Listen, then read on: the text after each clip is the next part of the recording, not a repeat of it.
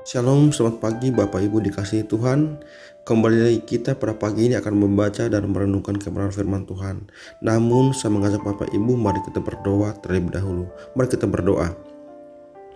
Terima kasih Bapak yang baik untuk anugerah dan berkat, kekuatan, kesehatan yang Tuhan berikan bagi kami sepanjang malam hingga pada pagi hari ini.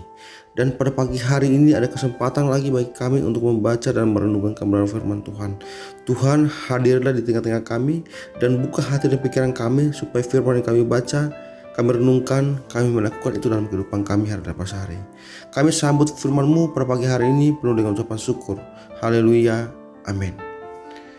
Baik Bapak Ibu, mari kita buka kitab kita dalam kitab Mazmur pasal yang ke-25 ayat 14.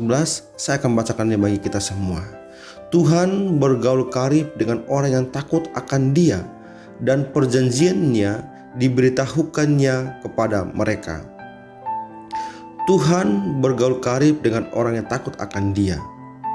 Allah menawarkan persembahan yang akrab dan abadi kepada orang-orang yang menyembah Dia, yang memberikan penghormatan tertinggi kepadanya.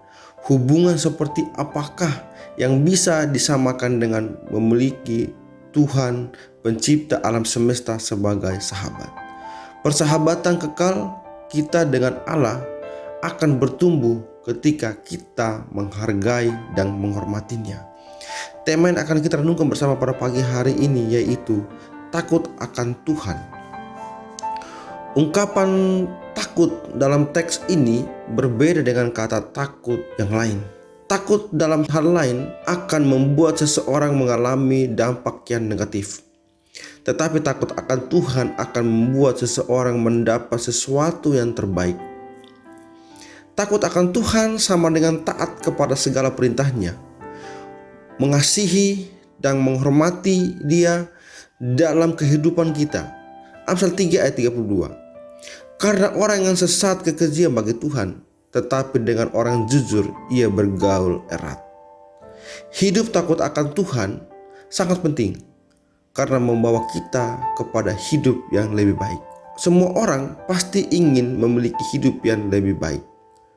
Apakah berkat atau keuntungan orang yang takut akan Tuhan?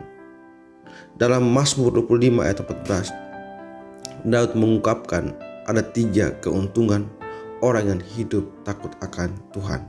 Yang pertama, takut akan Tuhan.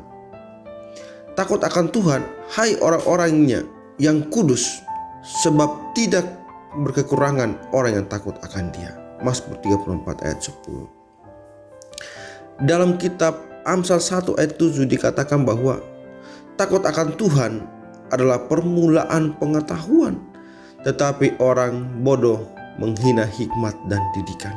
Itulah sebabnya orang yang takut akan Tuhan pasti akan menjadi orang yang bijaksana, karena ia mempunyai panca indera yang terlatih untuk membedakan yang baik daripada yang jahat. Ibrani 5 ayat 14. Kata hikmat berasal dari bahasa Yunani Sophia yang artinya kemampuan untuk berlaku bijaksana. Adapun bahasa Ibraninya adalah hokmah, yang artinya kemampuan untuk melepaskan diri dari lika-liku kehidupan atau permasalahan hidup. Untuk beroleh hikmat dari Tuhan tidak ada jalan lain selain harus memiliki persekutuan yang karib dengan Tuhan. Melekat kepada Tuhan Allah adalah sebuah kebodohan dan kerugian besar jika orang memilih untuk tidak takut akan Tuhan dan hidup menjauh dari hadirat-Nya. Mengapa? Sebab di dalam takut akan Tuhan, selain beroleh hikmat, kita akan mengalami dampak yang luar biasa, yaitu kita akan mengalami ketentraman seperti tertulis dalam takut akan Tuhan. Ada ketentraman yang besar, bahkan ada perlindungan bagi anak-anaknya. Takut akan Tuhan adalah sumber kehidupan sehingga orang terhindar dari jerat maut. Amsal 14 ayat 26-27. Inilah janji firman Tuhan bagi orang yang takut akan Dia, dilindungi dan dijaga oleh Tuhan. Sekalipun dunia bergoncang hebat, bangsa-bangsa ribut, kerajaan-kerajaan goncang, Ia memperdengarkan suaranya dan bumi pun hancur, Tuhan semesta alam menyertai kita. Kota benteng kita ialah Allah Yakub. Mazmur 46 ayat 7-8. Di hari-hari ini banyak orang merasa pesimis menghadapi hari esok karena melihat situasi yang semakin sulit dan tidak menentu. Tetapi orang yang senantiasa takut akan Tuhan tak perlu merasa takut dan khawatir, karena keberadaan kita tidak ditentukan oleh situasi yang ada, melainkan karena kehendak Tuhan dalam hidup ini. Jika Tuhan ada di pihak kita, pasti akan ada kekuatan, ketentraman, perlindungan, dan hal-hal yang dahsyat pasti dinyatakan. Jadi, karena kita menerima kerajaan yang tidak tergoncangkan, marilah kita mengucap syukur dan beribadah kepada Allah menurut cara yang berkenan kepadanya, dengan hormat dan takut. Ibrani 12 ayat 28. Poin yang kedua, bergaul karib dengan Tuhan. Tuhan bersahabat dengan orang benar. Mazmur 73 ayat 28. Persahabatan itu mengandung juga pengetahuan tentang rahasia-rahasia Tuhan, khususnya yang tercantum dalam perjanjiannya, yang menjadi pedoman hidup bagi orang benar dan menjamin kebahagiaan. Firman Tuhan mencatat kehidupan Henokh, seorang yang hidup bergaul karib dengan Tuhan. Kejadian 5 ayat 24. Henokh menjalin hubungan dengan Allah begitu dekatnya selama 300 tahun, sampai akhirnya dia diangkat ke surga tanpa mengalami kematian. Kata bergaul dalam teks ini dapat diterjemahkan senantiasa berjalan bersama-sama, yang artinya Henokh selalu berjalan seirama dengan segala perintah, nasihat, dan arahan dari Tuhan di sepanjang hidupnya. Inilah kunci mengapa Henokh bisa begitu karib dengan Tuhan. Kematian Tuhan Yesus di kayu salib telah membukakan jalan bagi orang percaya untuk dapat bergaul lebih dekat dengan Tuhan. Ibrani 9 ayat 11 sampai dengan 14. Kematian dan kebangkitan Kristus telah memungkinkan kita untuk dapat mengenal dan berkomunikasi dengan Allah Bapa. Kapanpun dan dimanapun, kita perlu untuk belajar setia mengikuti nasihat, perintah, dan arahan Tuhan melalui firman Tuhan agar kita dapat hidup bergaul karib dengan Allah. Milikilah disiplin rohani baik dalam doa, penyembahan, dan membaca firman setiap hari agar kita dapat hidup bergaul karib dengan Tuhan. Tanpa keintiman dengan Allah, mustahil seseorang dapat mengenal dan mengetahui kehendak Tuhan. Tuhan sebagai pribadi yang transenden. Tradisi Yahudi sangat kudus dan mulia, jauh dari manusia yang berdosa, tetapi Ia yang akan bergaul karib dengan manusia. Ketika manusia hidup takut akan Dia, yang pertama, hubungan menjadi lebih intim.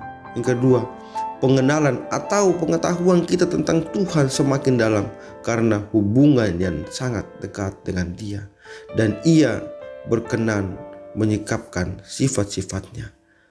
Ada penyertaan kebersamaan dalam sebuah persahabatan yang terbina akrab, dan itu pun akan terjadi antara kita dengan Tuhan ketika kita bergaul karib dengan Dia. Poin yang ketiga, perjanjiannya diberitahukan. Yohanes 7 ayat 17. Barang siapa mau melakukan kehendak-Nya, ia akan tahu entah ajaranku ini berasal dari Allah, entah aku berkata-kata dari diriku sendiri. Tuhan adalah Allah yang berjanji, dan perjanjiannya adalah kekal. Hanya orang yang takut akan Tuhan yang mengerti dengan sungguh-sungguh janji Tuhan itu, seperti Daud yang selalu berpegang pada janji Tuhan. Perjanjian Tuhan, pertama, janji penyertaan Tuhan menjadi nyata dalam kehidupan orang percaya, dan orang percaya tidak akan pernah meragukan kesetiaan Tuhan dalam hidupnya. Yang kedua, janji berkat Tuhan diterima dan orang percaya tidak perlu khawatir akan kebutuhan hidupnya, karena sudah mendapat kepastian bahwa berkat Tuhan tidak pernah terlambat untuk memenuhi kebutuhan. Matius 6:26, pandanglah burung-burung di langit yang tidak menabur dan tidak menuai dan tidak mengumpulkan bekal dalam lumbung, namun diberi makan oleh Bapamu yang di surga. Bukankah kamu jauh lebih burung-burung itu? Orang percaya tidak akan khawatir akan hari depannya, karena Tuhan telah berjanji untuk memberikan hari depan yang cerah dan penuh harapan, karena hidup ini ada dalam rencana Tuhan. Hidup takut akan Tuhan adalah hidup yang diberkati secara luar biasa, yaitu bagi kita yang melakukannya. Bergaul karib dengan Tuhan dan mengerti perjanjian yang telah Ia berikan adalah berkat yang sangat indah yang akan menjadi kekuatan dalam kehidupan kekristenan. Marilah kita menjalani hidup kita dengan sikap yang takut akan Tuhan. Sikap yang hidup takut akan Tuhan akan membawa kita kepada hidup yang berarti dan mendatangkan berkat. Amin. Mari kita berdoa. Terima kasih Bapa yang baik.